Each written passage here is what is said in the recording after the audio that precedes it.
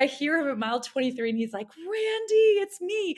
And I like went over to high five him. And then I just hit the ground and like projectile vomited it like all over his feet, like all like literally just like full, like The Exorcist. 1, 2, 3, 4. What's up, everybody?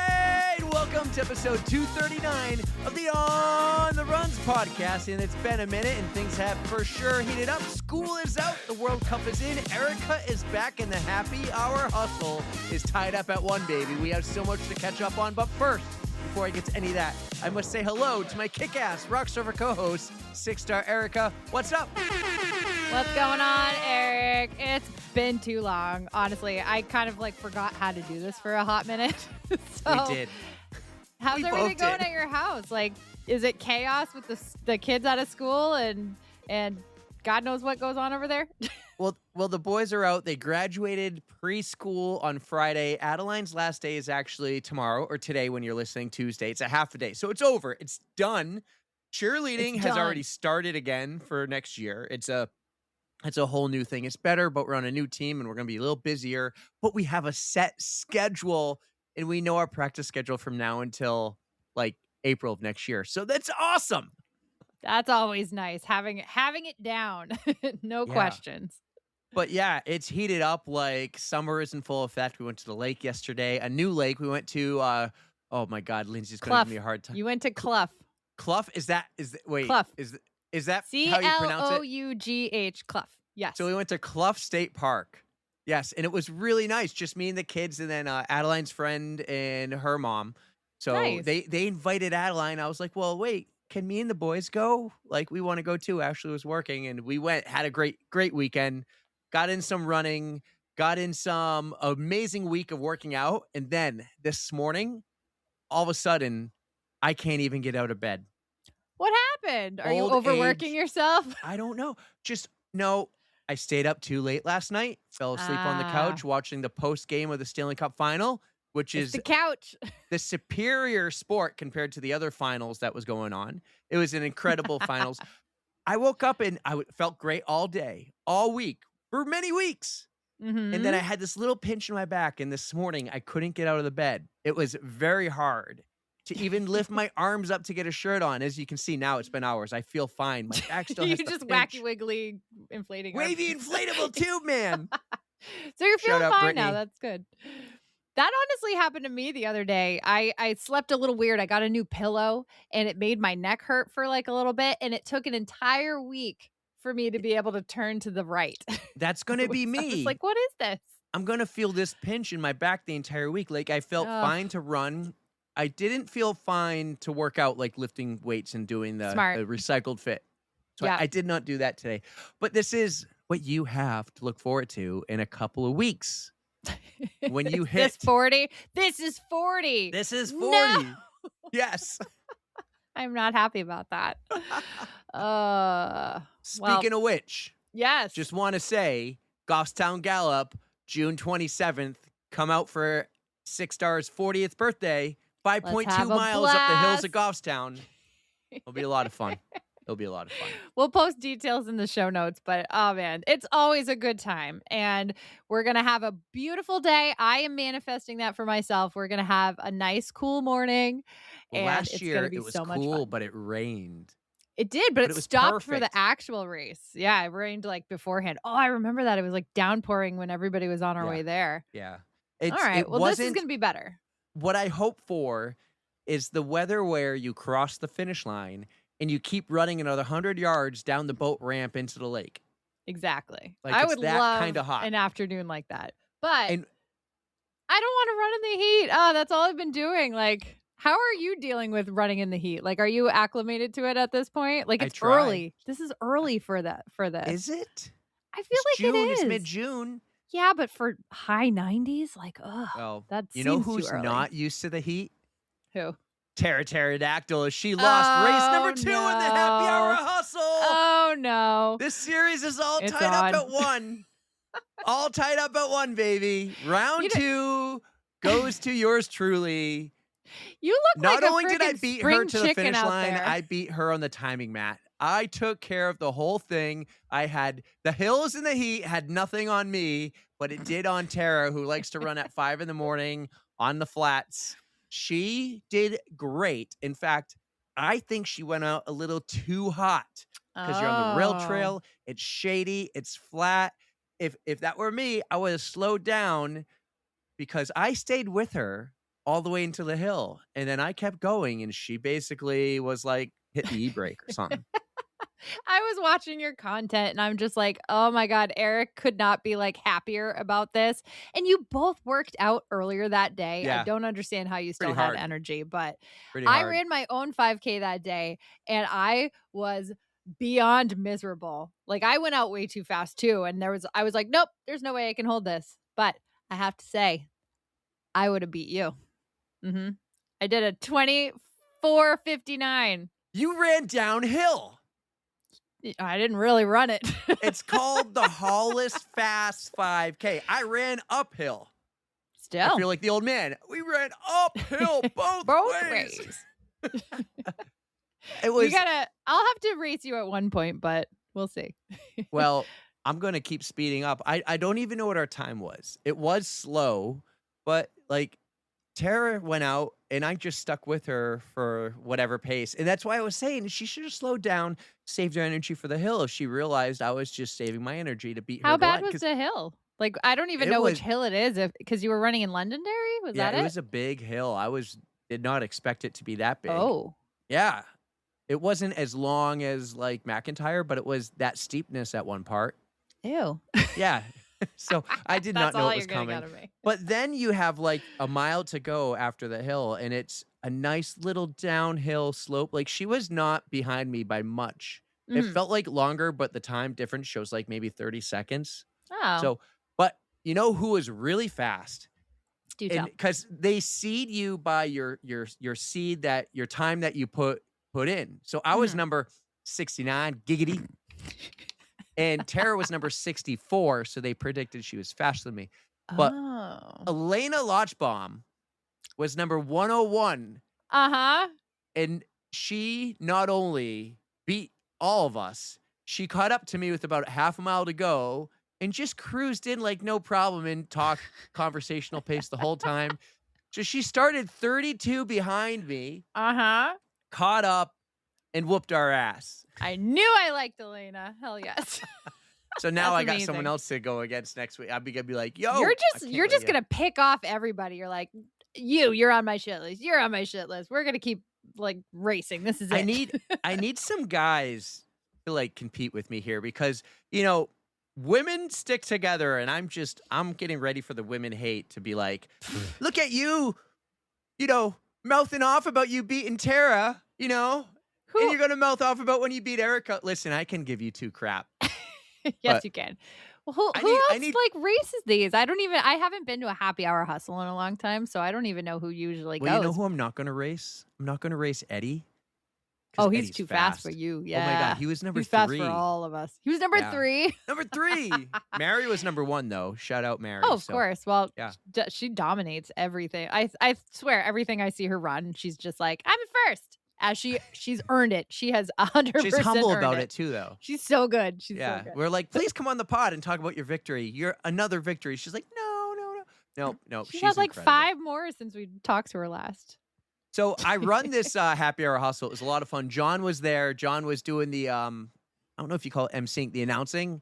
Yeah. And he's like, you really got to do this. And Andy's been telling us to do it. And I was like, I will do it. Like, just let me know when and when I can juggle it with kids. So maybe one day I'll be calling your names across and I'll be like, Pterodactyl lost to Eric at the Londonderry happy hour hustle. Your little tidbit that you add.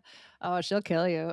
So actually, you mentioned we both worked out the morning before. Yeah. And then we from ran what I that hear 5K. from the group chat. Mm-hmm. Right. And then I go back to the gym the next morning. I'm at Recycled Fit and I'm like, oh man, I had a double workout yesterday. The workout here, then the 5K, 90-degree heat. And Justin looks at me and he goes, oh, you ran a 5K? days after he completed a 170-mile run across New Hampshire, pushing his buddy in like a running wheelchair, one of the Hoyt wheelchairs. Yep. And I'm like, yeah, I guess I got You nothing. kind of got to zip it at that point. Yeah, he schooled you on that. And it's just like But what 2 a days. feat. This is 3 days after, because he finished that on a Tuesday. And then I heard from him Wednesday night, said, gym tomorrow. And I was like, really? Thought you would have taken a whole week off. So we worked out. He ran the doesn't 5K, stop. did it He again. doesn't No, stop. I love it. It was a great workout. But yeah, it was fun. Saw Katie Sparkles. We all went out after. You missed out on that part. Like, I know you were with your girl Rachel, who you'd rather be with than us probably. But Rachel, we saw Rachel and Darren and Michaela, by the way. Funny story. What? As I'm running by, because you do a U-turn in the rail trail, I run by Darren and Michaela. Michaela has like called a 30-foot lead. And I go, Michaela, if you beat Darren, he gives you a foot rub tonight. So now I'm at the finish line talking to John, and Darren's coming across the finish line about a minute before, and he goes, I'm getting a foot rub. Apparently, he's never beaten Michaela before. It was his first time. So that was the push he needed. The promise of rub. a foot rub. Oh my The gosh. foot rub. So That's cute though. that was me. I know you went on vacation. I don't know if you did any running. You probably kept your streak alive, but I did a little what bit have of you running done? actually. Yeah, when I was in South Carolina, I wound up doing like 2 runs, but they were short. I wound up switching my long run to before I left, so it was just a couple of like I did like a 4-miler and a 3-miler, so really easy. But it was hot down there too, so I'm glad I only had the easy stuff. But yeah, just I feel like my life is really boring. Like, what am I doing? I'm job hunting. I'm running. I did just reteach myself how to crochet again because I want to make these like little, like I like the amigurumi, like little, like I made you that penguin, right? Didn't I make you one? Yeah. So those little I don't cute think you made me things. one. I think you made one and you showed me. Did I not give it to you? I thought I made you like a green one or an orange one or something, whatever your favorite color was. You don't need to make me anything. Because when people Well, give me either stuff, way. I don't know where it goes. Fair enough. Well, either way, I'm teaching myself to do that again, just as like something to keep me busy. But You know what you can do to keep yourself busy? what? Add Content. notes to the show notes. True. Well, this week, I have to say, I am prepping for yet another trip. I know you're giving me shit on that too. I'm going to Minnesota this week for Grandma's Marathon, and I'm very pumped about that. So this is like another shot at a PR. I think weather might actually work out, but it's going to be a Nice. girls' trip. Rachel will be there. Tara will be there. Her friend Jen will be there. I wasn't invited. You were not invited. Actually, that sold out super fast. You would have had to commit. You would have had to. So Yeah. no gamophobia for this Guys, one. get this. She goes on vacation. She comes back. I don't bother her the whole time. Sometimes we actually need a break from each other. And I gave you like huge props before we recorded because we struggled to like start recording, having all these problems. And I'm getting mad. I said, no one else has the patience for me like you do. But I give her, we both kind of took a break from chatting because we chat all the time. She goes on her vacation. She comes back. Instead of saying, hey, how are you? How was everything? She gives me a list of all these dates she cannot record as I'm scheduling them. And she's like, oh, I can't do that one. I can't do that one, but I can do this one after 8:30 Well, p.m. In my defense, it just wasn't in my calendar. So I messed up one day, just one day. And then my mom's coming in. So But I love your mom. She's awesome. And she'll be there for your birthday. Yeah. Yeah. My mom Nice. and my dad are going to be around. Well, we got a lot to catch up on. I mean, Chicago's a clown show. There's drama in the Healthy Kids running series. Like, there's all this stuff. Stoolie in the Wild's making his rounds. We got to talk about a lot, but we also have an amazing guest today brought to you by My Race Tats. And Erica, we were so fortunate to get like 90 minutes with an absolute legend in the entire world, like not just running, but a legend, but we only talked running, who just crushed Cocodona. Erica, who's coming on the podcast today? Do you guys ever just have somebody you talk to and you just know how much you like should be friends? This person is like that for me. She's like another Britney, just a joyful spirit in the world that I am gravitating to. But we have Randi Zuckerberg on the podcast today, and she's just so awesome. She has goals for ultra running. You are gonna love everything she has to tell you. She's got the goods, the bads, the code browns. She's got the it all. sparkly hair. And she does it with sparkles in her hair and on a skirt, and you can see why I love her so much. So I hope you guys enjoy this one. It's going to be amazing. This is fantastic. She understood the assignment. She spared no details. It was incredible. And then stick around in the outro because unfortunately, we have some bad news for 6-star. But enjoy Randi Zuckerberg on the On the Runs podcast, and we'll see you on the other side. Our next guest on the pod just completed the Cocodona 250 with a 10-hour PR. She's also a loopy looper. She may have bonked in the 2024 Boston Marathon. She ran the perimeter of Manhattan and is a board member of the New York Roadrunners. Needless to say, we are wicked excited to welcome Randi Zuckerberg to the On the Runs podcast. What's up, Randi? Yes, I'm so excited to be here with both of you. And that was like a perfect summary of my entire running resume right there. So boom, from bonk to PR and back again. That's what we're all about. The good, the bad, and the code brown of the sport. So welcome, Randi. I'm so happy you're here. And I love that Eric dropped this. You did Loopy Looper, and I did it for the first time last year. So we were there at the same time, and I wish I would have known you then because I would have been there cheering you on as well and just giving you the support you needed because you did 100 miles there, correct? I did. I entered the 100-miler. I don't know what compelled me to do that, but yeah, it was an incredible day out there. And actually, one other woman and I both broke the course record that day, which was super beautiful. Cool. So we did a lot of loops around that lake. I never want to see that lake again. And that wasn't even your first time doing it, correct? Like you've done a few other years in the Frosty Looper and I have looped that lake an ungodly amount of times. So there is a limit. We always talk about Strava heat maps, and just those areas are like white hot. We know a lot of people who go there from the whole New Jersey area, and a lot of them are from the Baltimore area, but that's what, Cooper River State Park, right?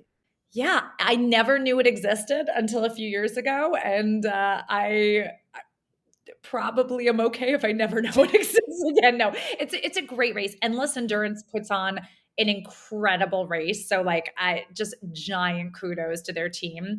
And there is something cool about a loop race because it makes it accessible to anyone. So like whether you're a first time ultra runner or experienced, like you do get to, come back to your stuff every few miles. And it actually just like, I think makes it a great kind of community ultra event. So no shade on the loop, even though I have a little bit of trauma response to thinking about that part.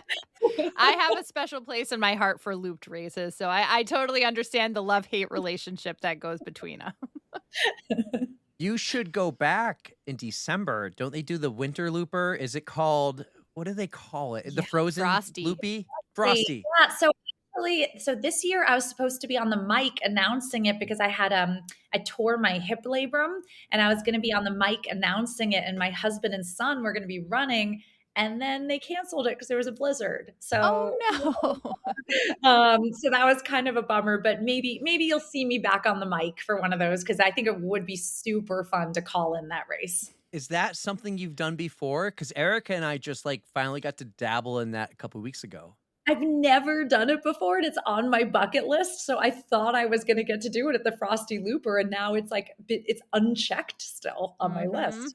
We got to get that. We got to check that box for you. We might be able to make some connections here. See what we can do.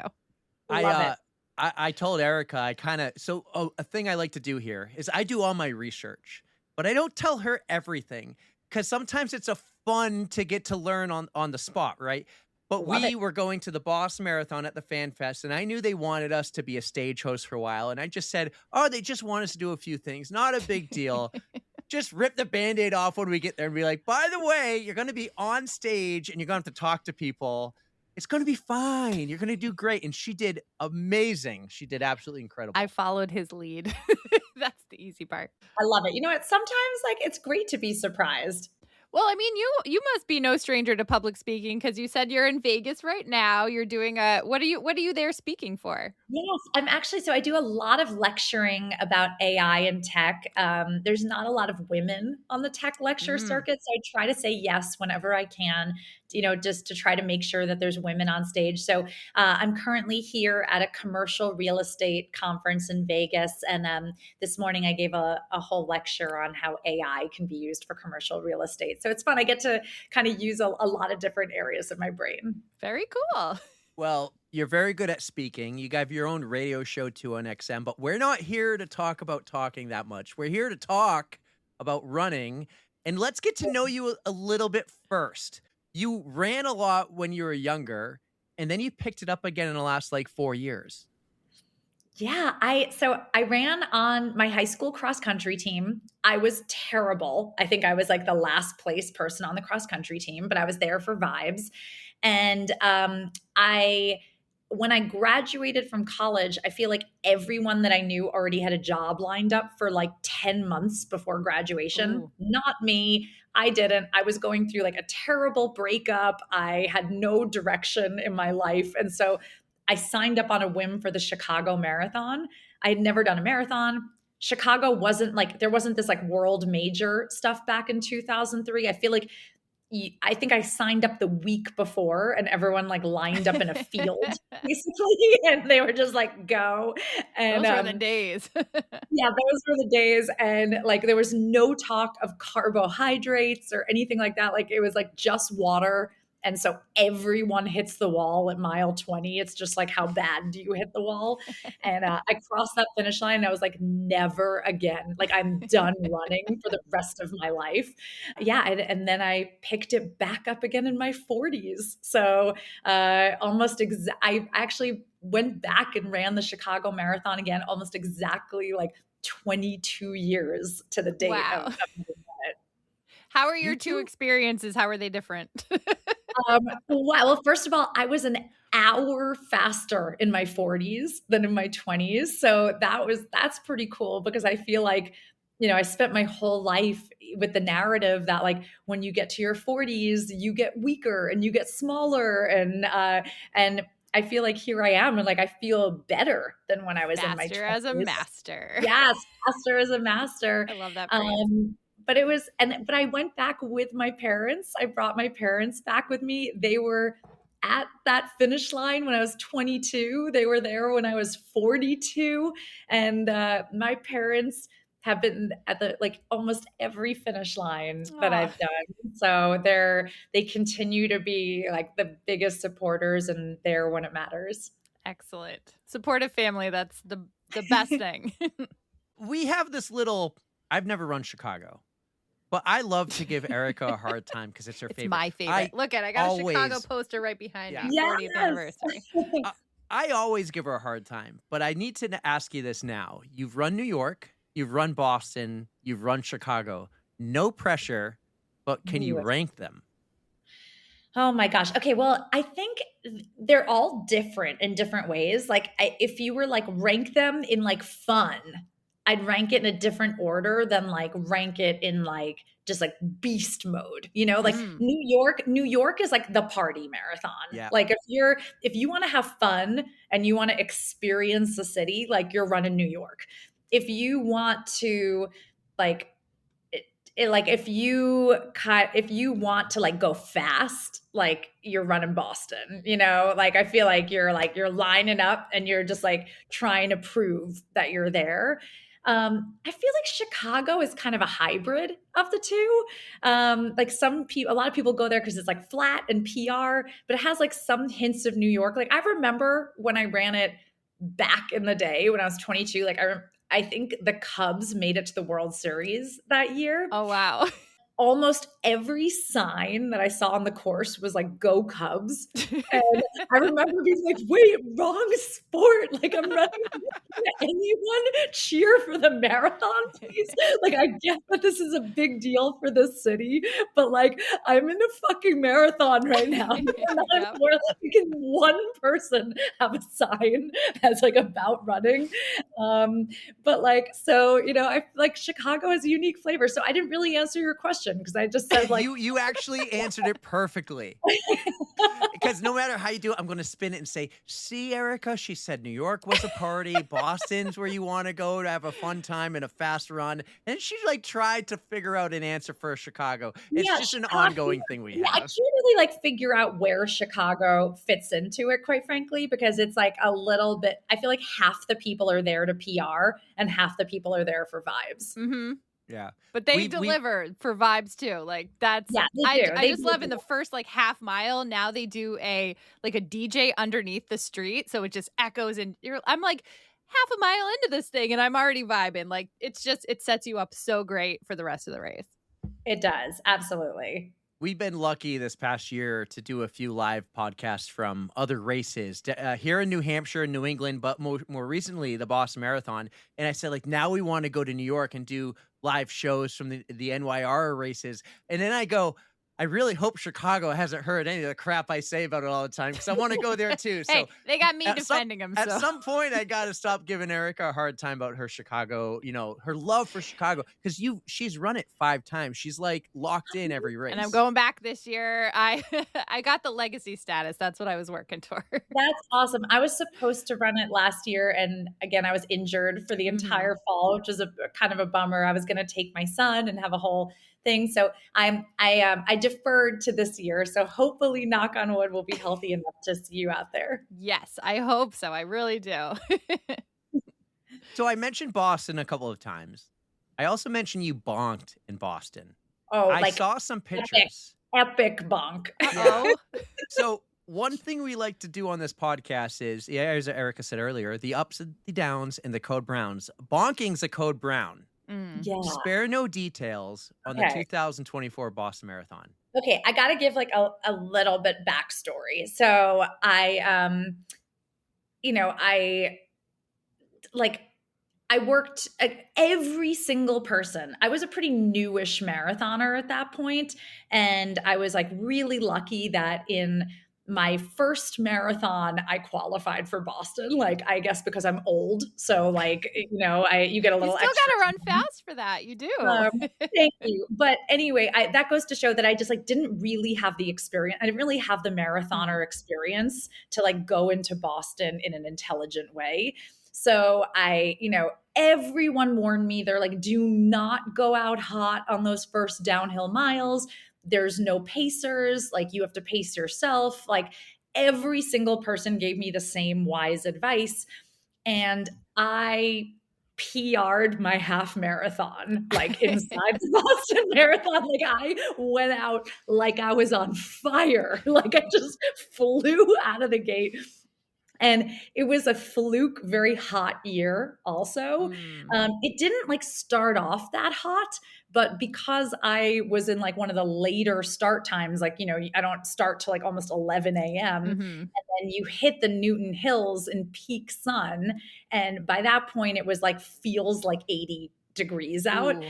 And I remember like, it was like the feeling of seeing a train wreck in real time, but like I was the train wreck. Oh, no. And I remember seeing my husband on the side cheering for me around mile 12 or 13. And I was like, my heart rate's a 205. Like I literally said that to him. No. I was Not like, high at all. I was like, bye, and just kept going. Okay. So also just to put in perspective, I run like about like an 8-minute mile for the marathon. Like that's what I do. I'm happy with it. I think I was running like 7-minute miles for like, I had no business running at that pace. And like the wheels just started coming off the bus real quick. Like mile 17, I like thought I was going to die. I don't know how I was still running. And then at mile 23, I hear, hey, Randy. And it's our friend, Josh, our mutual friend. I had actually never met him in person. We were like Instagram friends. And he had invited me on Instagram to be part of a relay Ironman team that he was doing. And I don't know like why I said yes to a random person on Instagram to be on like a relay team, but I did. And so, like I hear him at mile 23 and he's like, Randy, it's me. And I like went over to high five him, and then I just hit the ground and like projectile vomited it like all over his feet, like all Oh, like literally just like full like the exorcist. no. Oh, And no. of course, to my luck, that was like right in front of a course photographer. So every photo that I have from that Boston Marathon Oh, is me just like full vomit, like coming out of like vomit triangle. no. And like, so the medics came over to me to try to pull me off the course. Mhm. And I started screaming, "No, I need to be a douchebag with a Boston jacket." Like I just started screaming that, and like, and then I got up and I ran at what I thought was a sprint, but was like a 17-minute mile, and I somehow finished the race. And as I took off, I was like, "Josh, you can fire me from your Ironman team," and just like took off and somehow made it to the finish line. It was my slowest marathon to date that I've ever run.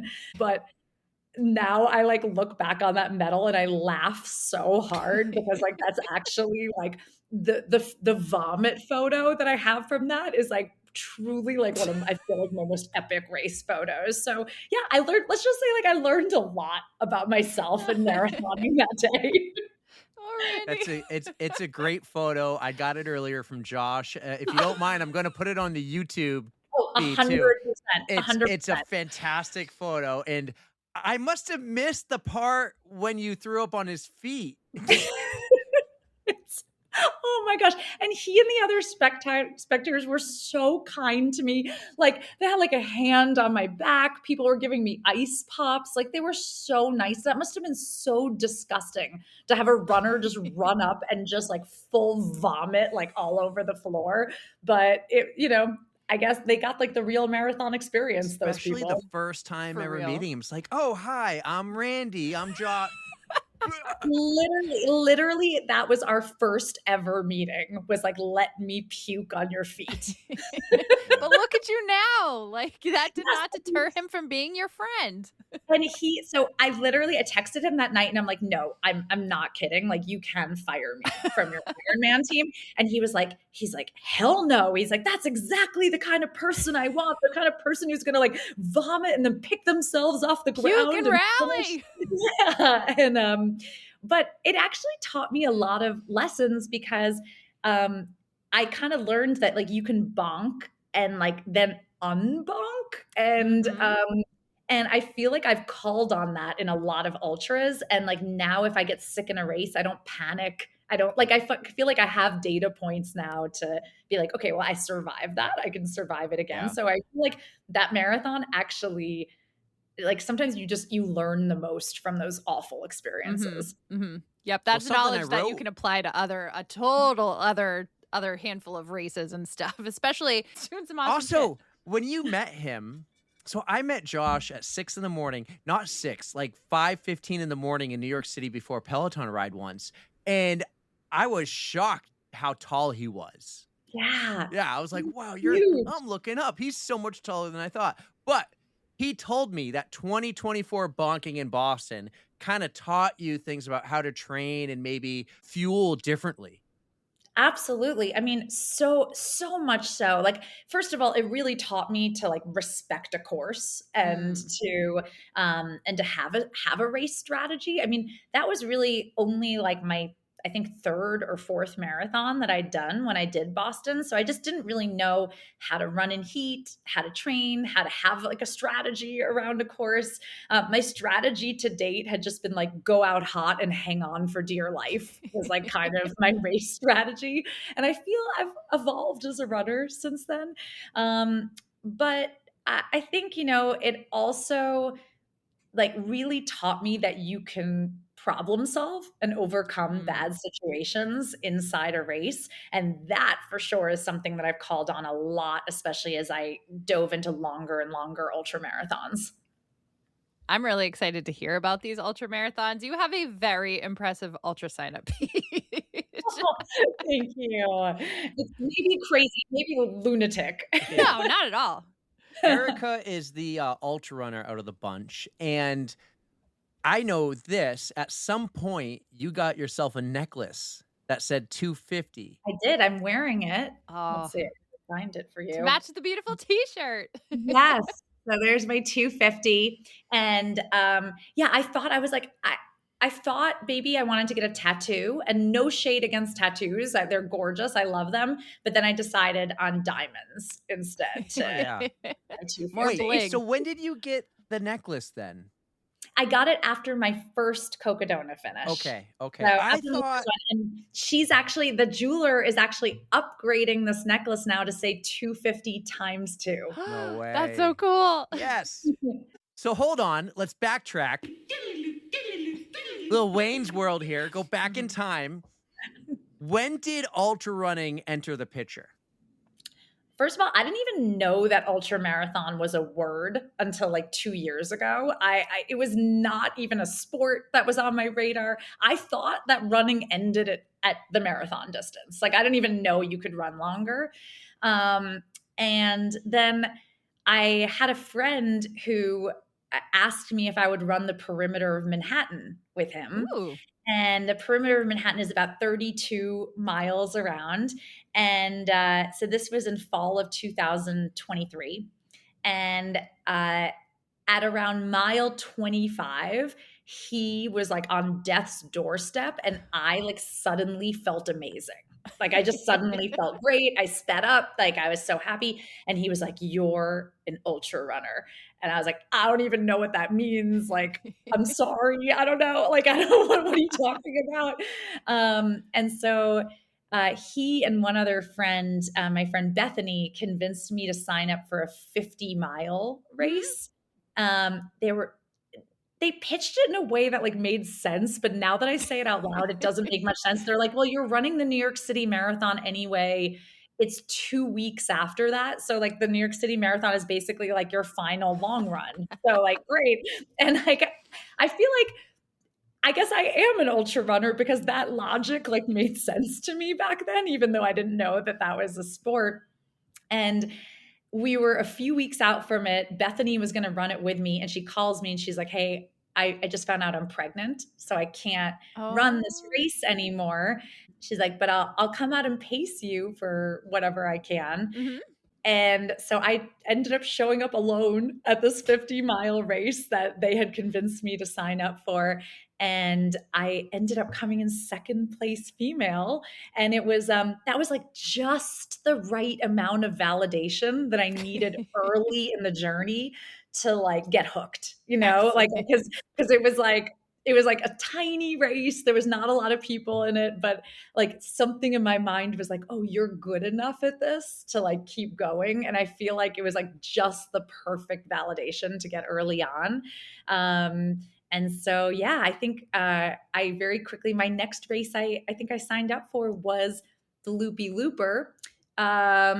And somewhere in there, a friend sent me the live stream link to Cocodona, which we were all like glued to in 2024. And she was like, "You are the only person I know who's like crazy enough to actually sign up for this race." And I remember I had the browser open for days, and I would like get so close to clicking register, and then I'd chicken out. I'd be like, "What am I doing? I've done one 50-mile race. Like, what's wrong with me?" And then I saw that it was like selling out.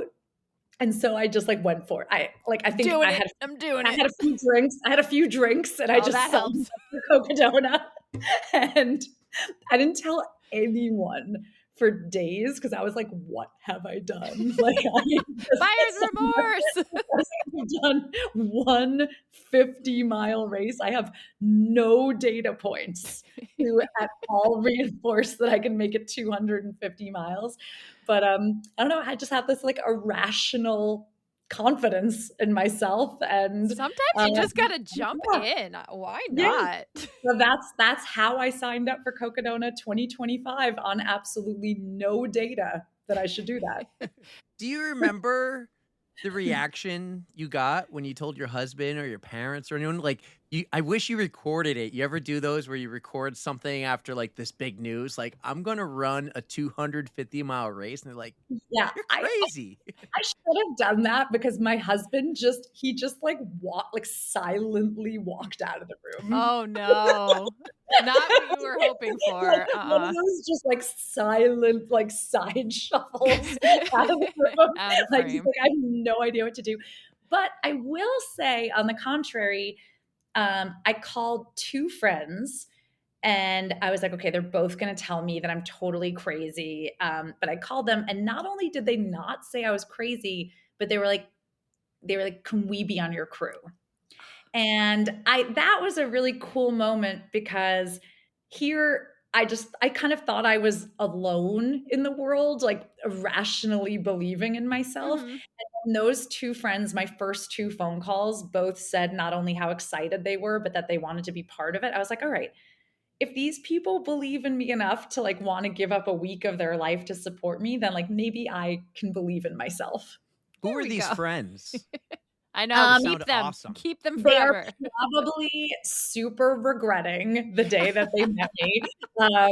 One of my friend, Mary Claire, she is the one who sent me the link in the first place, and she has now been my crew chief on like 4 ultra marathons and counting. She has been with me for both Cocodonas. And then my other call was to my PT, who I had started seeing for a hamstring issue a few months before, and like had started roping him into pacing me at things. And now he has been by my side for like probably over a dozen races. Mhm. Guaranteed they are loving all of this that you're doing. They just love being a part of it, cuz I would feel that way. Like if I think I'm the crazy one out of my friend group, but I feel like I would want to be a part of that just to support you through whatever you're And going through. also for Joe as a PT, it's like huge job security for him that I keep doing these things, I you mean, know? there's that too, right? He's like, yes, please run 250 miles. He's like, I will Do that feed my every family year. for years. Yeah. Job He's like, I security. don't need any other clients if you're going to do that. So, yeah. That's great. But I mean, if Mary was the one who sent you the Cocodona thing in the first place, she is on board 100%. She will be there even if even if you don't Totally. have to ask. Like she's just gonna jump in. Totally. And she has she has been by my side through this whole journey. And like, even I know we'll talk about Cocodona later, but like I got to the summit of Mount Eldon, which you hit it literally like mile 245. Like at the very end, you summit this mountain in Flagstaff. And I just remember like I called her on the phone and like I was crying and I was like, hey, crew chief, I made it, and like it just like brought me right back to that, like her sending me that link and like us just like laughing about what would I do this, and then here I was like summiting Eldon and calling her and it happening, and that was a cool moment. Full circle. That's Yeah. awesome. Let's not wait. Let's talk about it now. You've run the Cocodona 250 the last 2 years, and this year you had a 10-hour PR. So I think you That's already understood huge. the assignment of spare no details. Let's start with year 1. How Yep. did year 1 go? Yeah, I mean, first of all, how stupid is that you can have a 10-hour PR and still be running for 4 days? Like that's a long race. Okay, that is just stupid. But okay, so year 1, I feel like was like the year of just like raw dogging it, like if we could call it that, because like I I had no idea what I was doing. My friends who were crewing me had no idea what we were doing. Like we all live in New York City. So I think hold on, Randy. Before you jumped into the 250, I know you had only done the 50 miler. Had you squeezed in any other races before that to try to get into the longer ultra shape, or did you yeah, just I say did. fuck it and I 250 okay, it is? I did the loopy looper Mhm. that summer. In August, I did the 24-hour version of Okay, it, and I yeah. think I made it about 80 miles in the 24 hours, Mhm. and so that was like my longest run that I had done when I went into Cocodona. Okay. 80 miles in 24 hours at the Loopy Looper. And It's another data point for you, though. yes. And then I did a few months before I ran Black Canyon. And I did on back-to-back days, I did a 100K and then a 50K on the second Okay. day to kind of simulate. But I mean, I live in the middle of New York City. I really don't get out on trails at all. I think I put on a hydration vest for the first time, like a few months before the race. Mhm. I was, weeks before the race, I was learning how to navigate a GPX file on a watch. I didn't know how to do that. I used hiking poles for the first time, like 2 weeks before the race. So that's why I say it was like the year of like raw dogging it, because I had a list of skills that I needed to develop that I didn't have. Mm. And I was kind of like against the clock to try to develop those skills. And my friends, they were not familiar with the course either. So we were kind of just figuring it out together. And I think Yes. I think we did a really good job for a first year team figuring it out together, because I ran it in about 113 hours, which was still 12 hours ahead of the cutoff. And Okay. You got to finish. That is huge. I got to finish. I did have terrible shin splints at starting around mile 170 or 180. I Oof. thought I had a broken ankle. It was so painful. Oh, no. And I still like hobbled my way for 70 more miles through to the end. Wow. So like I felt really proud of year one. But then like with Is year two, this your crew right here? yes, that's my crew from year one. That's us buying, I think, like every Gatorade and Powerade that they had in the entire supermarket. I don't know why we did that. Like there are aid stations out on the Yeah. course. Like, I think I was just panicking. So you Um, had Joe, Mary Claire, Bethany, Ben, and Marco? yes, exactly. And every single one of those beautiful humans came back for year two, which was Oh, super man. cool. So it meant that, like, I guess they had a decent enough time with me out there that they Right. decided to They run it kept back. you alive out there. They did. They did a They good did. job.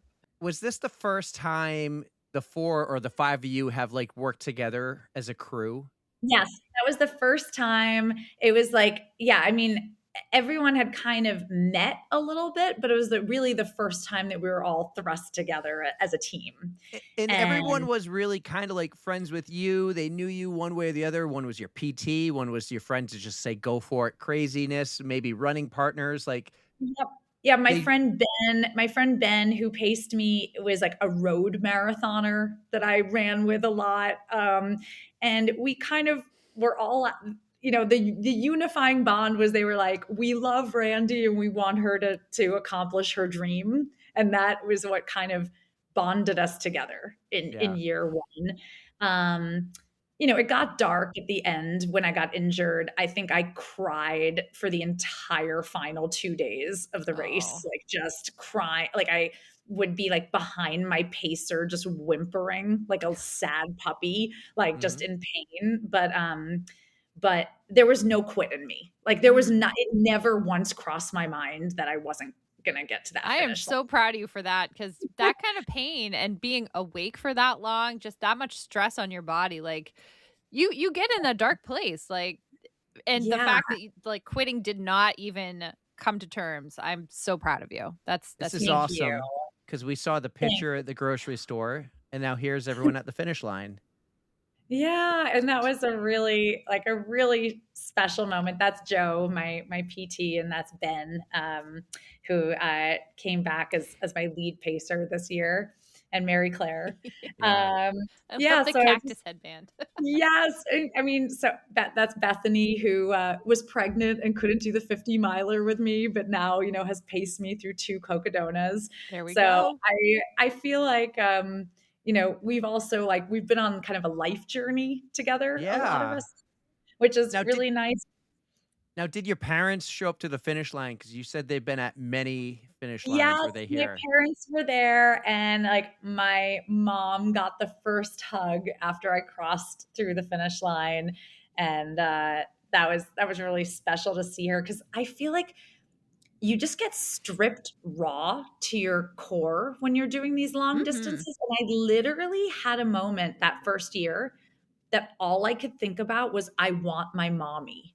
Like, that was literally Oh. all I could think. Like, I was out on the course, I was doing a solo, like 14-mile section, and literally the only thought in my mind was, I want my mommy. Like, I was like a toddler who like wanted the comfort of mom. Mhm. And like I I feel called her that. from the course, and I was like, "Mom, I just want to hear your voice." Because you just, yeah, it just like cuts you down to like the core of your soul. And so that's been really special for me to have her at both finish lines.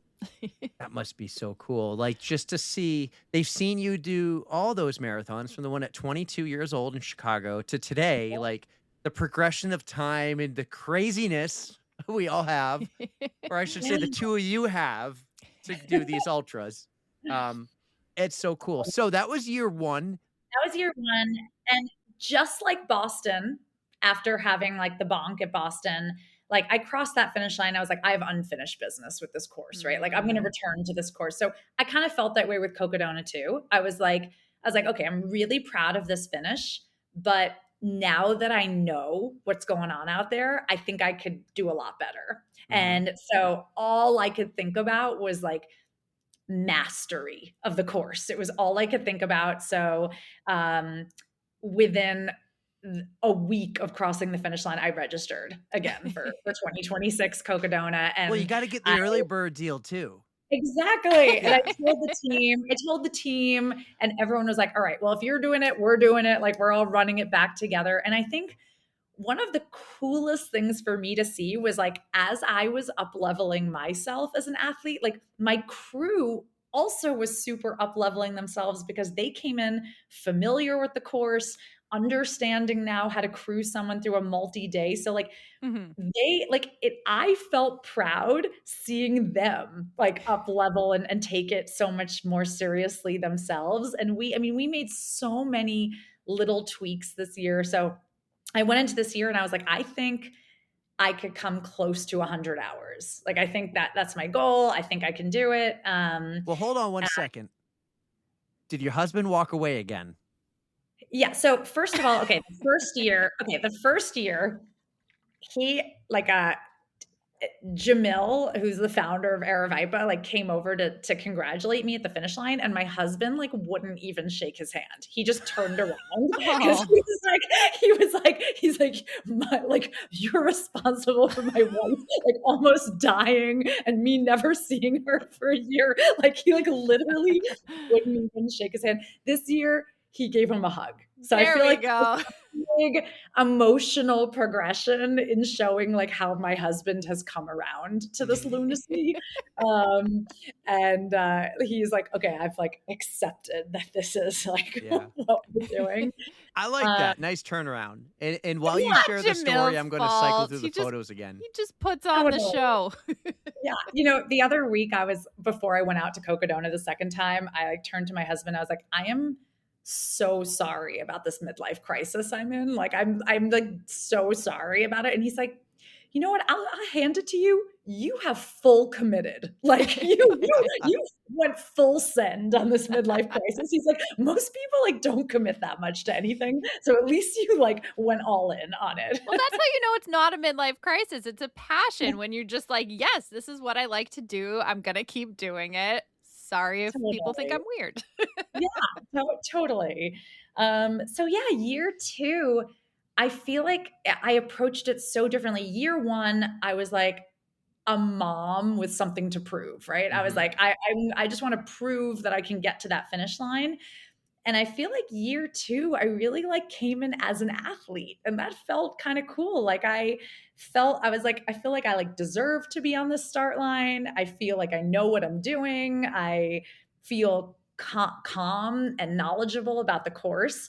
And that was, it was really neat because year 1, I didn't even know if I could get to the finish line, but to show up year 2 with the data points already in my head, like Mhm. you're a Cocodona finisher, it kind of like took the doubt out of my brain and let me be able to just focus on executing.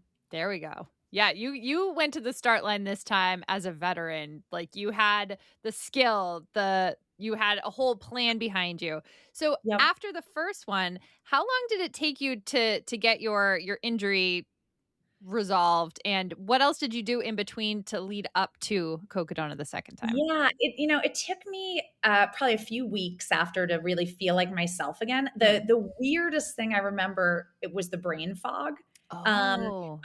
'Cause I had to go get an X-ray to make sure it wasn't actually a stress fracture in my Yeah. ankle, and I couldn't fill out the paperwork with, like, basic questions about my name and my birthday. Like, I had to, like, call my husband and ask him, like, what my birthday was, I feel and like that's something we don't talk about enough. Like, yes, you can get some physical injuries, but the amount, like, the tiredness that takes a toll on your yes. body, it takes a long time to get over. Yeah, and then the other thing I remember that happened to me that year that also happened to me this year Mhm. is I would wake up multiple times in the middle of the night, like, thinking that I had to get up and run. Oh. Um, and that it was almost like a trauma, like a Oh, PTSD trauma no. response. Like, I would I like f it for about 5 or 6 nights after the race ended, I would sit up, just bolt upright multiple times at night, thinking, like, "I don't wanna run." And then, and my husband would be like, "Hey, so you're done with the race. You're in your bed, like, no one's making you You're run." safe now. Yeah, it's Oh. wild how being that sleep deprived and pushing your body actually registers as a trauma response Mm. in your body, and that was something that I was not prepared for on year 1. I was more prepared. I knew it would happen this year, so I was more prepared for it, but, that really surprised me, Mhm. after year 1. Yeah. I wanted to ask actually about sleeping. Like we just a friend of ours just did the Arizona Monster 300 and sleeping, it's a big deal. Like Mhm. how much sleep did you get? Did you sleep on the ground? Were you able to sleep in the van? What was the Mm. sleeping game plan versus year 1? Like what did you learn from year 1 to year 2 because 10-hour PR, I mean, Yeah. did you just not sleep as much or what do you Yeah, so do? I sleep was a big area we cut down on to save time.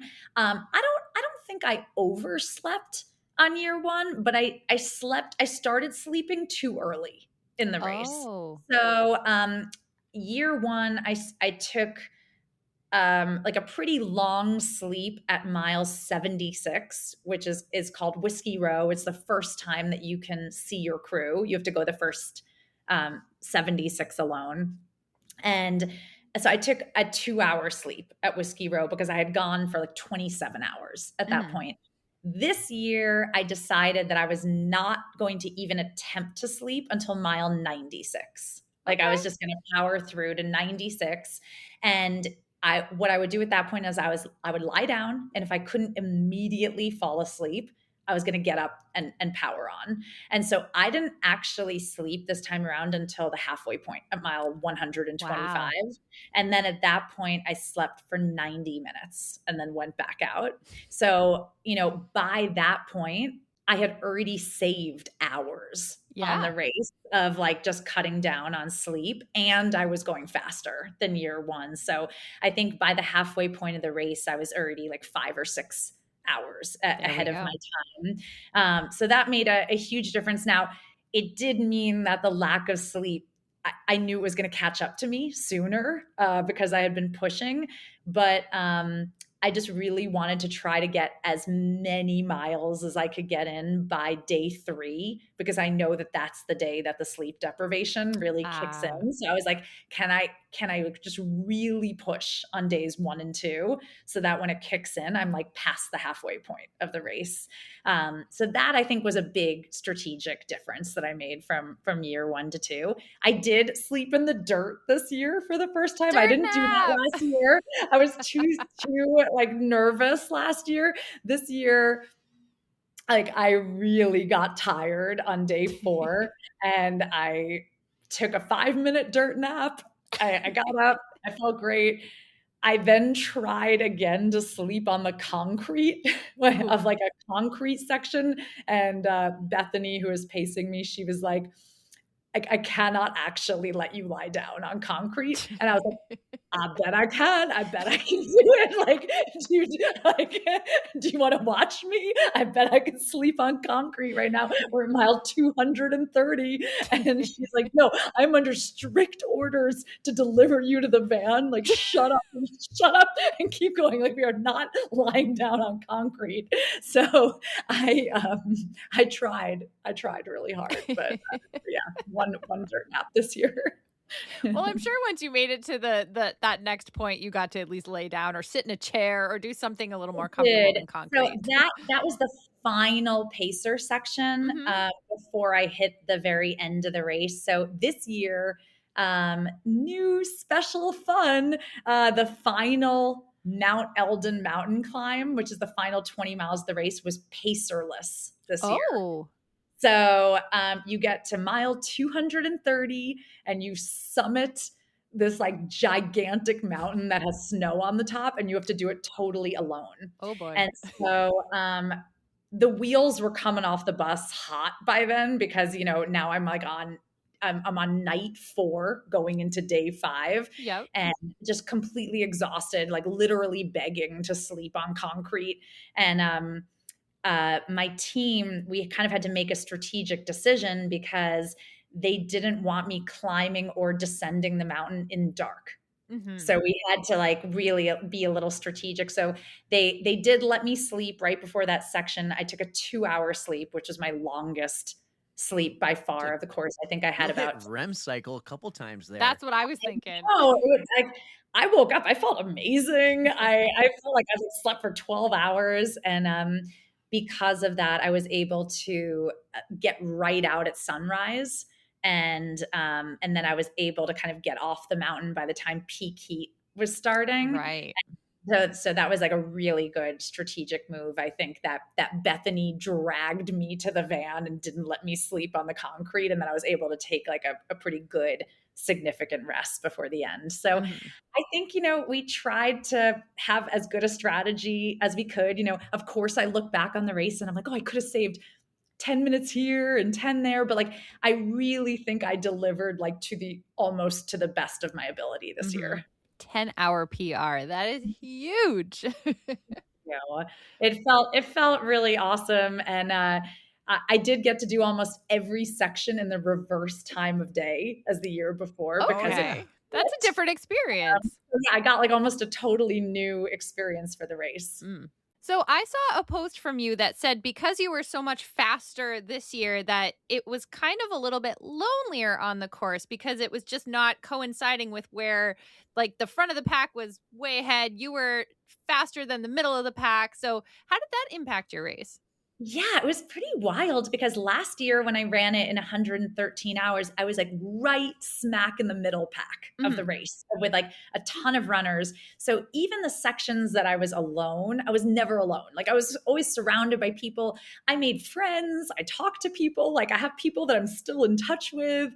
And I felt like, you know, in sections where I needed a little motivation, I always saw like 15 people in front of me that I could like try to pick off or, things like that. This year, I was literally alone from like hour 3 of the course. Wow. like literally just totally by myself for like 103 hours because the front pack took off.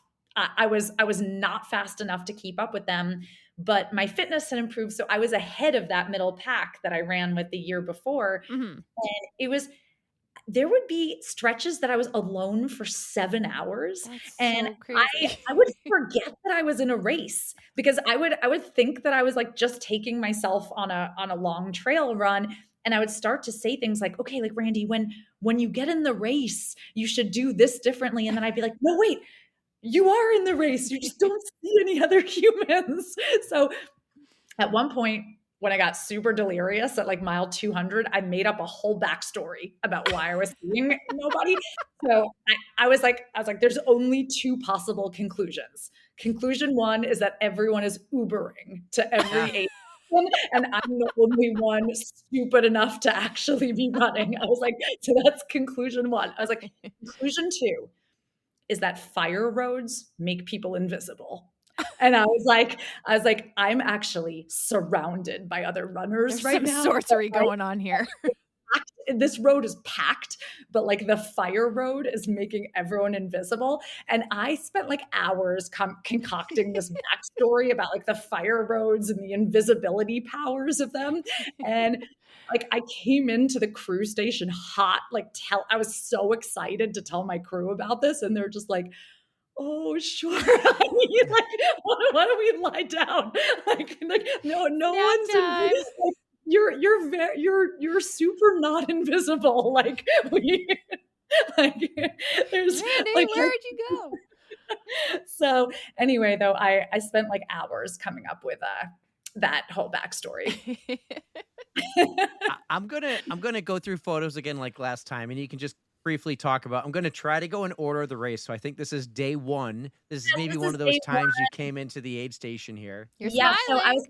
I was coming into Crown King and I was super happy because that first 37 miles of the race is grueling. It is straight uphill.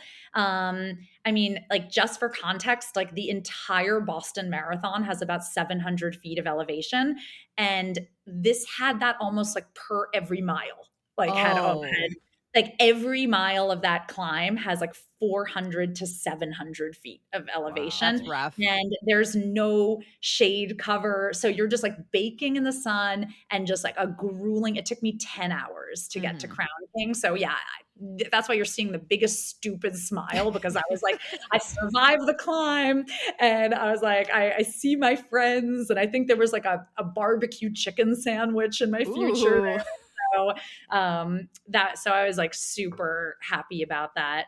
There's the sandwich. What were some of the foods that worked for you, or that Yeah, don't work for you? it's interesting. So like I I started, I mean, the fueling was really good the first 2 days, and then just like everything just went to shit at the end. Especially by day 3, you've climbed to pretty high altitude at Sedona. So I was getting altitude sickness on top of being exhausted. So I was able to put down some good food when I got to the aid stations and stopped. But when I was running, it was like liquid calories only. Like I drank a lot of juice and like Coca-Cola, like whatever I could get down in liquid was basically it. Yeah. While I was Some moving kind on of the sugar, anything to just kind of give you a little boost. I get yeah, that. I was able to do like maybe like those applesauce pouches and things like that. But that was about it. But I think, the other thing that made me happy is after you leave Crown King, you have 40 solo miles until you can hit your crew again. So that meant I had to run through the whole night by myself. And I was happy because I made it to Crown King with enough time that I knew I would make it to the next aid station still in daylight. So that was like a huge thing because I was already in nighttime the year before when I did it. So that was a big boost. That's cool that you had the experiences to kind of gauge it by. Like you'll be like, I already know that I'm doing so much better this year because of this. Like that's a huge mental boost. Yeah, so it like really reinforced it. And my 15-year-old son actually FaceTimed me during that first night that I was alone. And he was like, Mom, I'm doing my homework.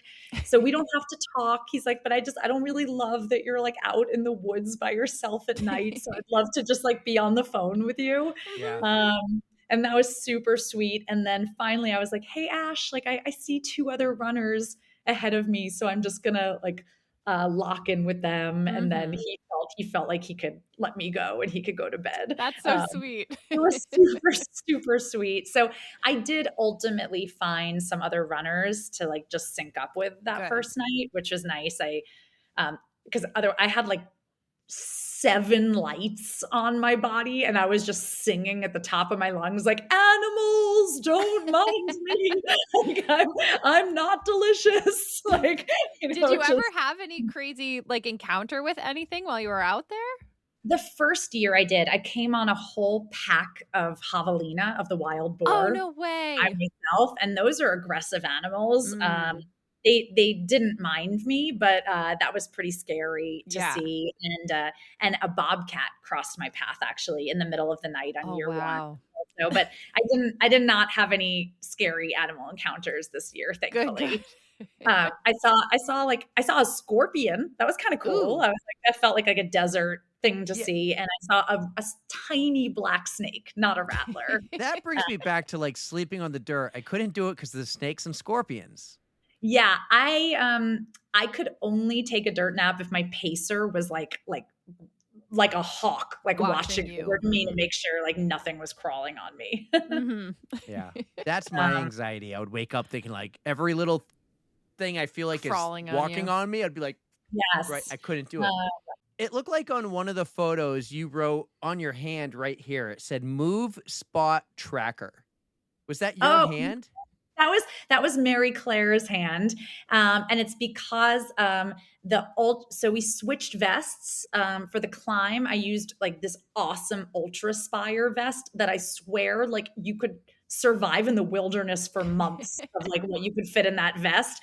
But it has a little. I think they made it for Cocodona, that vest, and it has a little zip pocket that fits the spot tracker. Oh, so you had to put it in and Yeah, put you had to another put it in. vest. So I was worried that when we switched vests, like we were going to forget that the spot tracker was like zipped into that little compartment. So Yeah. I asked Mary Claire like 18 times if she was going to remember. And then she's like, fine, do you want to watch me like write it on my hand? Like, Yeah, will that make yeah, I you do. feel better? But we did not forget the spot tracker. So it worked. I saw a pair of your Mount to Coast shoes. How The many H1s. Yeah, Yes. how many pairs did he go through? Okay, I went through about 7 pairs of shoes. I had 3 different sizes because that was another learning that I had from the year before, that as the race went, my swelling? feet swelled up, and I wished that I had bigger size shoes. So I wear a 7.5. I had the T1, the trail, and the H1 in 7.5, 8, and 8.5. Smart. And then I also got to test out their prototype M1, their mountain shoe, which is like a cushiony trail shoe. And I wore that one on the climb on day one. Awesome. So, which is cool. So I had 7 pairs of Mount to Coast shoes out there. And I think I wore every single one of them at some point in the race. Yeah, they were awesome. I mean, unfortunately, no shoe can save your feet from being completely mangled over that distance. Understandable. But my feet didn't get mangled until about like mile 200. So I think that is like a huge win for the shoe to make it to mile 200. Absolutely. At mile 200, though, I think I did have like 10 blood blisters that needed to be popped and treated. And by that point, I had lost control of my emotions or my mental state. So I was just crying, like, and because my PT popped them and then put like alcohol wipes to clean them. And it stung so much. I was just like sobbing. Yeah, that had to hurt. Oh my God. Yeah. We just talked to a foot expert a week or 2 ago, and we're like, all right, Erica does these ultras. Her feet get destroyed. What should she do? It just seems like every option is just terrible. Like you could tape your toes all you want, but it's still gonna get messed up. I mean, honestly, I feel like I missed my opportunity to start a foot OnlyFans because we're trying to get Erica to do it. You two could team up here. We could team up. So I didn't realize that this is a thing that could happen. So I like smashed both my big toenails descending a mountain on loose rocks. So I smacked, so the toenails like cracked, and then they got blisters underneath them. I didn't know that could happen. And I'm familiar with that. And then those blisters got infected. So that was a thing that happened like over the course of the race. And so like that was excruciatingly painful. So that it started as like a future us problem. Like we were like, that'll be a future us problem. And then it became a very like immediate problem. At that point, did you have to get the medics to look at it, or was that still a thing your crew could handle? Luckily, like Joe has a lot of experience with wound care. And so he was able to deal with it. But that was, I mean, it was taking us longer and longer at each aid station to deal with the sorry state that my feet were in. And it took me almost a week after the race to be able to put my feet back into sneakers again. Oh my God. That's one thing a lot of people don't realize is like your feet swell up so much. Like I had the proverbial like cankles after doing like my first 100 miler and stuff, and it took days for them to even look normal again. So Totally. just the toll that a 250 miler takes on them. It's Yeah, incredible. it is pretty wild. Like, yeah, the swelling and like all, all the things that no one tells you that happens to your body after that distance. The finish line, the vibes looked incredible. I was watching the live stream for like 2 or 3 days. I'd put it on when I was working. I would be on the couch working and I would have it on the TV. And besides some spotty, Wi-Fi from time to time, it just looked like the finish line was so much fun. What were the vibes like? I mean, Rachel just crushed it. I know you Mhm. finished a little behind her, not that much. And then we had friends there that we saw, like our friend Callie was in the last 90 minutes, I think, and she was running with Andy at one point, and just seemed like the vibes at the finish line were epic. They were absolutely epic. And it's funny, my son called me on the course when Rachel finished and he was like, "Mom, like Rachel's winning it all. She's winning the whole thing." And that was so cool because I was like, wow, for a 15-year-old boy to feel that excited about a woman winning the whole Right? thing is so cool. But then my next thought, I was like, I still have 100 miles to go of this race.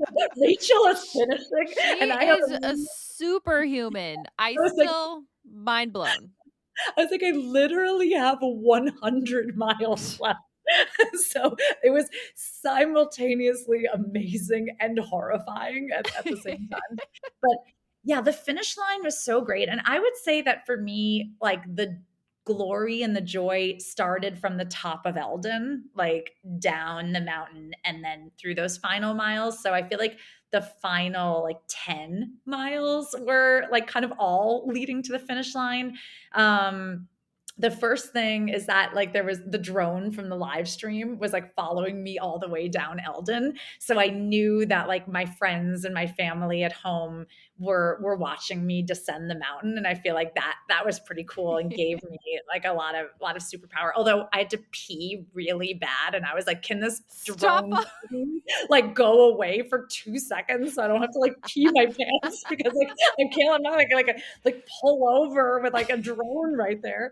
Um, but and then the final 4 miles kind of takes you through a park and then through downtown Flagstaff. And I remember there were all these families lined up in the park with like little girls. Oh, And they were just like, can my daughters high five you? We just want them to see like that a woman can do this distance. yes. And I high fived so many little girls in that park. And that, like, it almost made me emotional because I was like, I wish when I was 8 or 10 years old that like I had seen a woman at Right? like mile 249 finishing a race. And like maybe that would have changed my perspective of what I thought was possible for me to see that with my own eyes. Right. And so that gave me so much pep in my step at the end. And then your team can run in the final 2 miles with you. And they were all in these sparkly tutus. And they're like, come on, Randy, like put your tutu on. And we all ran it in together. And I also just remember feeling at that moment, I was like, I don't have shin splints. I feel so good at the end of this race. Like I'm in Flagstaff and I'm running. I am not limping into the finish. Like I'm finishing strong. And that was kind of like my only dream for year two was to like finish strong. And it was truly so cool. Like I couldn't have asked for a better finish. We got some Beautiful. finish line photos here. And I kind of think you and Erica are almost a match made in heaven. You got the I love me a unicorn sparkle skirt. socks I'm on, telling you. I'm telling you. sparkle skirt, the Mount to Coast shoes, the desire to do these incredible ultra races, and Erica's going for the buckles now too. She's got how many now? 7? That's awesome, 7. Erica. Not a big deal. It's either 7 or 8. 7. I think it's 7. That's She's incredible. she's got the cloudy memory that you mentioned earlier. She can't Yeah, I remember. think I only have, The I brain think I only fog. have 4. I have 4 of them. So you're way ahead of me. Well, 2 of yours add up to 500 miles. So you got me there. So this is the finish line. I love that you kind of get your moment. It felt like almost everyone got their moment to be celebrated. Not just like running by the finish line with a bunch of others. Every finisher was like their own moment. It was so cool. You're It here was. hugging. That's my some- mom. Yep, that's my Aw. mom. Yeah, she was right there at the finish line. Look, she And even has the sparkles real quick around the eyes. And yeah, I noticed you have it in your hair right now. I do. I have glitter. I got glitter put in my hair for Cocodona, so it's still there. Yeah, I don't know. I just I You know two that are I a match see. made in heaven. I'm telling you, sparkles help, glitter helps, unicorns help. It all helps you get through. And the It more does. fun you have, like, what It's like, doesn't how hurt? can you take yourself so seriously when you have like glitter hair and unicorn socks? Like, how can you like really be suffering that badly? Exactly. I mean, not to make this about me, but when I ran New York City last November, I even put glitter all over my He did. beautiful shaved head. Yes, I love that. See, glitter is always a great move, but It's not it's like you were gonna chafe or anything on the top of your head. You're fine. Yeah, true. This has been fun. Randy, you've been incredible, so gracious with your time, but you're not off the hook yet. all We right. have Love it. 2 final questions. We ask everyone the same 2 questions. I did 0 to prep you for this, so my apologies. But these 2 questions are brought to you by My Race Tats. So thank you to Dawn for My Race Tats. My Race Tats, if you don't know what they are, because I saw the I glitter. do. I have a bunch of them of like the motivational sayings. Yes. Aren't they Yeah, great? they're so awesome. I love that company. Don is the best. He's down in South Carolina, and he's been a huge part of like our success and just helping us. And every time we're like, hey, we're going to an event, can you send us some more? And we hand them out. He's amazing. So he sponsors the final 2 questions. Love And it. Thanks. I'm going to Dawn. go first. So I change my question up every year. This year, it's a hot take. I want to hear a hot take from Randy. This can be fun and silly, or it can be serious. It can be like pineapple doesn't belong on pizza. It could be like who has carbon plates in a trail running shoe. Do you have any hot take? Oh my gosh. Okay. I feel like I am really on the spot here, but okay. I guess I feel like my hot take is that like every food at an aid station should be soup adjacent. Like I'm gonna say like soup, like it should be like almost soup, but not quite. Like if you have to chew it, it does not belong there. Like I'm going like oatmeal, mashed potatoes. Like Yeah. it has to be soup adjacent, or it's like it like why are we wasting our time with it? So I that's love my hot this. take. I love this. Honestly, you know how people will put out a bowl of pretzels during a race or something? Like, that's the Why? last thing I want to eat because all it's going to do is dry out my mouth and then I'm going to need more liquid. And so I love where that went. Yeah, like people just eat, they put out like the weirdest shit. And I'm just yeah, that's what I kept Stick to telling the my ramen noodles, telling my something team. salty. Yep. Yeah, I kept being like soup adjacent. That's all I want. Like it has to be like beige, and like almost soup. I like It's that one. perfect. I like it. I don't know if I'm into the soupy stuff, but it makes a lot of sense because chewing is hard at 100 plus miles. Yeah, chewing is really hard, and it takes a lot of energy, and I think like that's don't waste it. I thought after Absolutely. my first full Ironman, I say first like I've done multiple. I've only done one full Ironman, but I said I want a pizza. And Oh, I yeah. remember like not even being able to eat more than one slice because it was so hard for me to eat it, like to chew it. So you're right. And like from the dry air, I mean, wow, that also messed me up. So like I've Oh. never gotten a bloody nose once in my life. Never. You're I had so an lucky. 8-hour long bloody nose at Cocodona, and my lips like cracked and bled, and then the inside of my mouth cracked and bled. So like, yeah, how are you gonna eat like a fucking pizza when that's I know. happening? Yeah. That's the last thing you want to do is eat Yeah. anything when I your don't know whole what I was mouth is thinking. I destroyed. just Yeah. wanted a pizza. I think it's because I tried so hard to like watch what I ate, and I could eat pizza every day. I went a Yes. while without having any. He's like, I want a big, thick pan pizza after the race with mushrooms, sausages, and pepperoni. Yeah. Yeah, that pizza went to waste.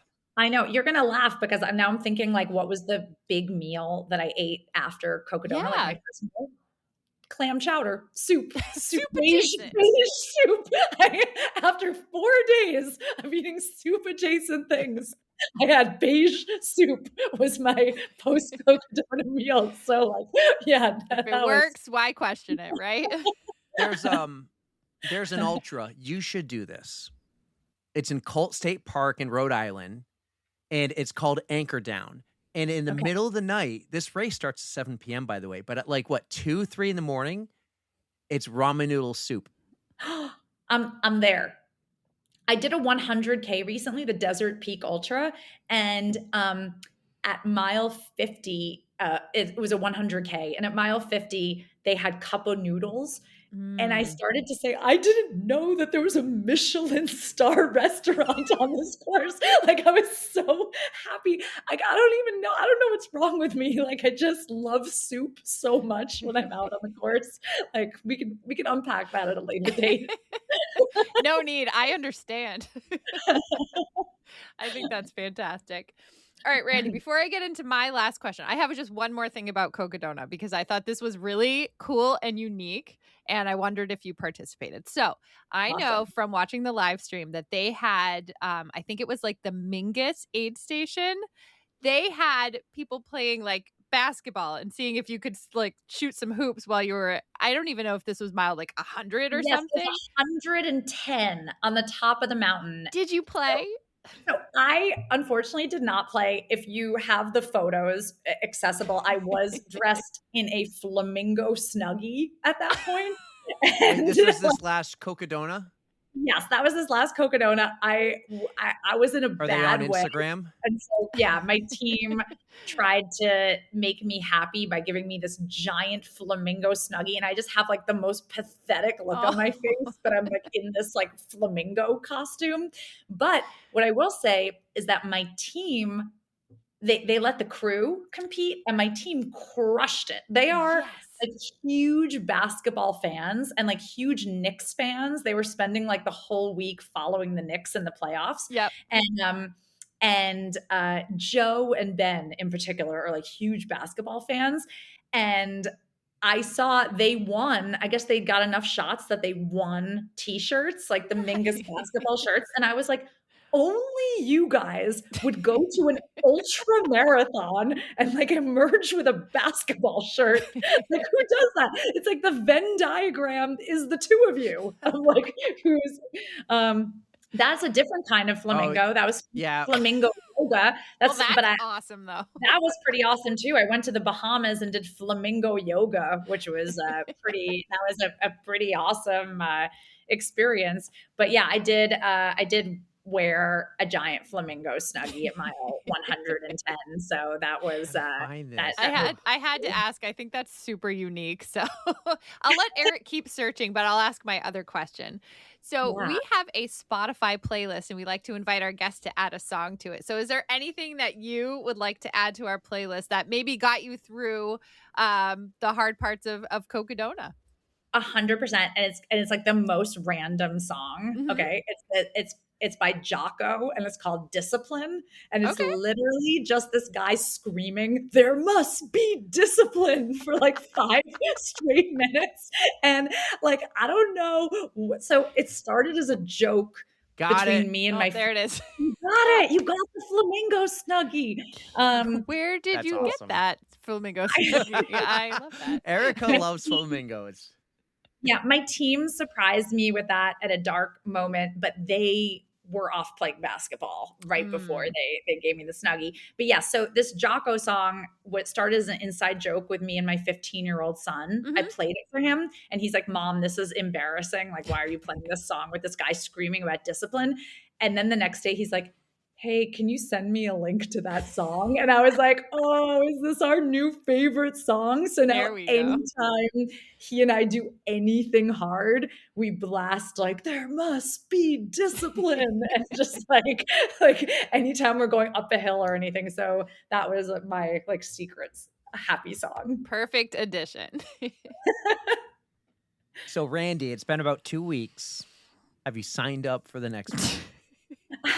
So I did not put my name into the lottery for next year for Cocodona. The lottery closed today. I did not put my name in. I felt a sense of peace. I felt like, like I'm not saying never say never. I'm like, I'll probably come back to that race in the future, but I feel like, leave a party when it's good. And like, I had this great PR. The race came together as well as I could have hoped. But I do have a few other fun adventures. I'm pacing my friend Joe Corcione. I'm pacing him at Badwater. Ooh, coming up in July, right?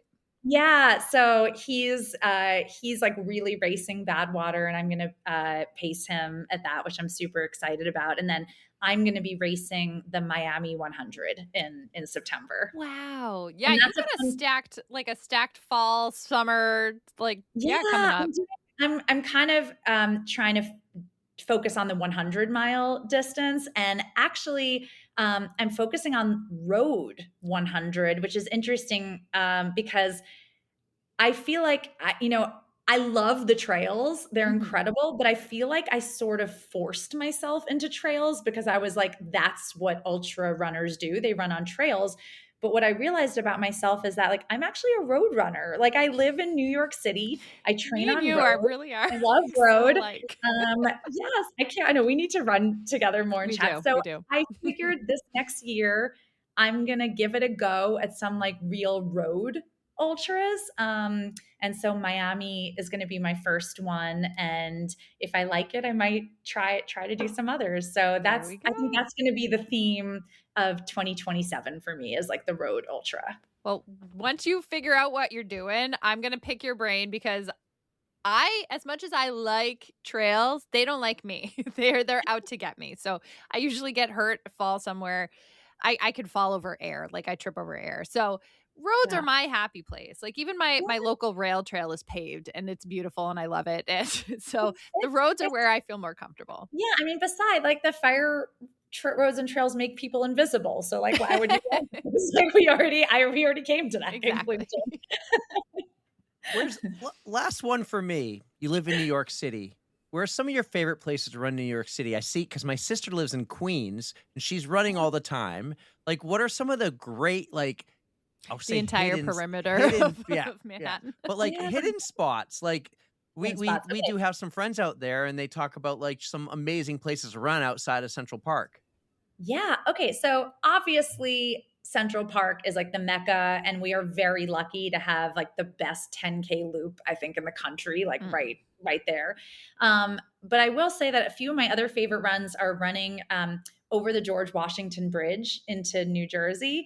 That's a really epic, a beautiful run. And when you get to the other side of the George Washington Bridge, you can either choose road or trails, because there's like a whole trail system right there. So you can pick either or. And that's how I did a lot of my Cocodona training. Nice. Also, a lot of people don't know, but starting from the Staten Island Ferry, it's called the Empire Trail, and it starts along the West Side Highway, but it actually continues for 400 miles to Canada. That trail, so you can actually like run like a bike path or trail system for literally 400 miles from the bottom of Manhattan. I usually will like take the train and started at some random place and like find myself somewhere beautiful in the Hudson Valley, or like you can really just hit a lot of places very, very close to New York City. What a cool way to explore. I love that. Yeah. Well, you'll never get bored, that's for sure. I know. I will say, so Eric, to your Ironman point, my husband and my son are big triathletes, and my husband's done a bunch of half Ironman, and I have a lot of friends, and I am enough of a douche that like at mile like what is it? What is the full Ironman distance? It's like 140. 140.2? Yeah. So at 6, like 140.6. at mile like 141 of Cocodona, I stopped and took a video for my friends who have done Ironman about how embarrassing it is that they needed wheels to go that distance. And I just like don't even know if we could be friends. I'm so embarrassed for you that you like needed wheels on a bike to go this distance. Like I took time out of my Cocodona race to film that video. Like Worth that's it. like, yeah, I feel like That's super pretty good. That's pretty good. However, you did Ironman Maine, but you did Augusta. I did Ironman Maine Old Orchard Beach, and I don't know if you like lobster, but that was some of the best post-race food I've ever had. I mean, if they make it in a soup, I'm here. Right? That's true. Yep. This was wicked awesome, as we like to say up here in the Northeast. We're not that far from you.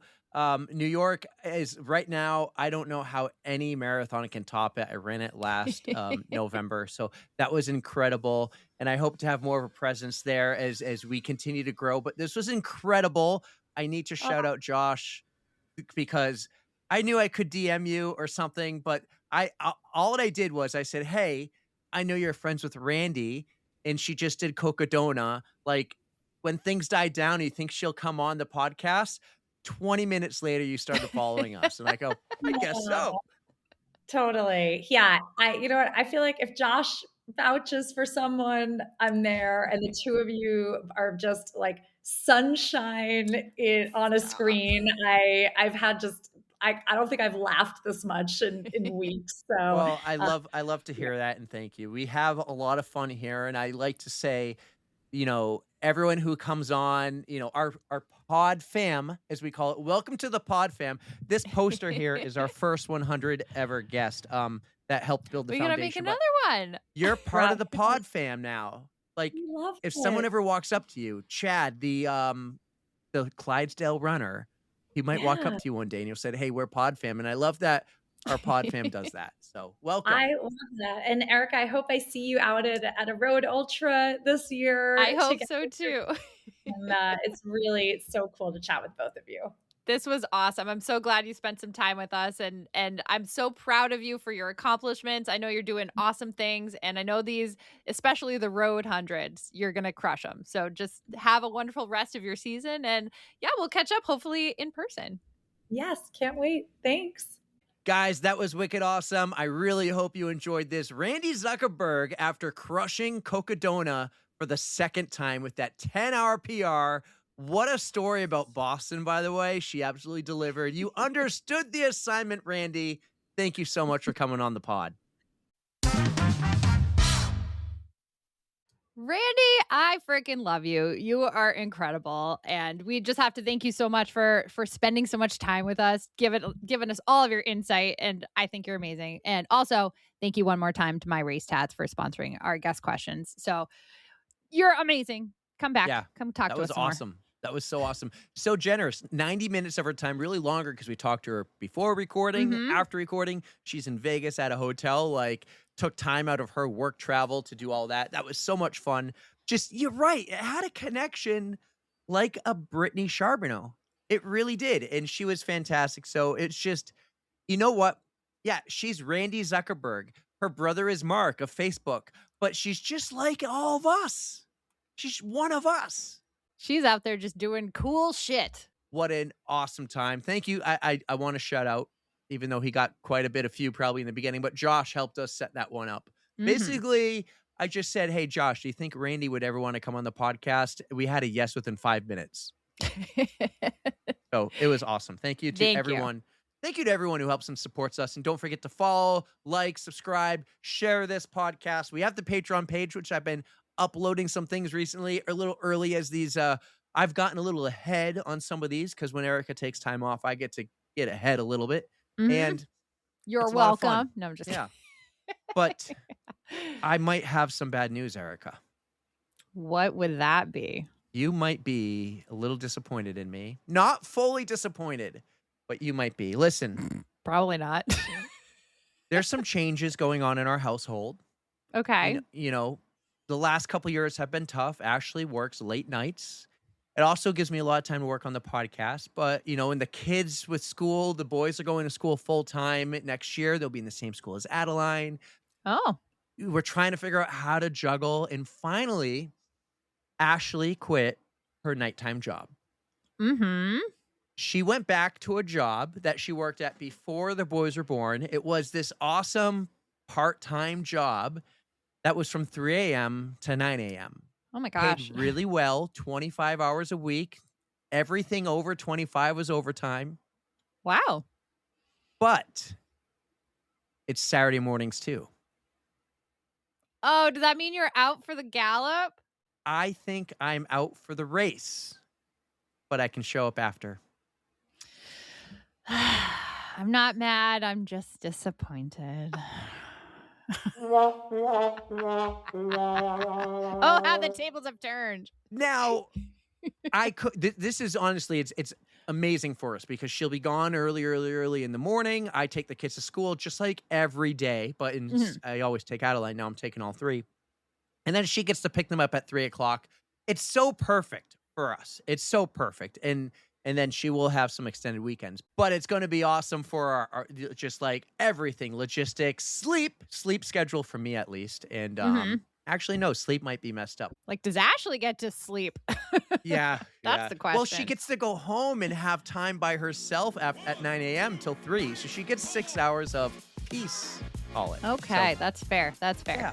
But we have, what an episode that was with Randi. So much fun. We have so much to catch up on. I think the last week before summer, we're going to do just like a Tros only, talk about World Cup, talk about the clown show that the Chicago Marathon's becoming and how you're a hypocrite because you're like, you'll never run in a race where they use hoses. And now you're like, oh, I'm totally into it because it's Chicago. It's my favorite race. No, I feel like I never said I wouldn't do one. I have the proof. That I said I Erica, wouldn't do one? well, that you wouldn't like it. There's a difference there. Okay. But anyways, Erica, great episode. Guys, have an incredible week. We got to go. Erica, 6-star, take us home. Thank you guys so much for listening. Thank you once again to My Race Tats. You know we love you. Don't fear the code brown. And don't forget to stretch.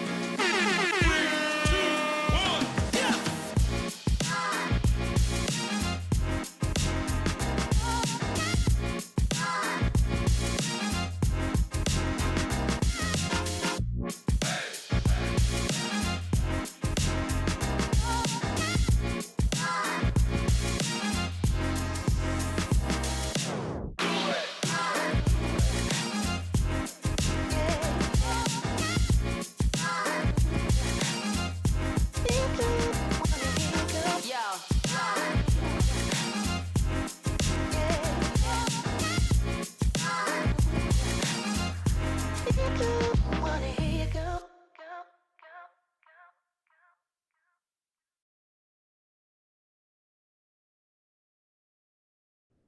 And then I'm going to say, Randi, what's up? You're going to hear this.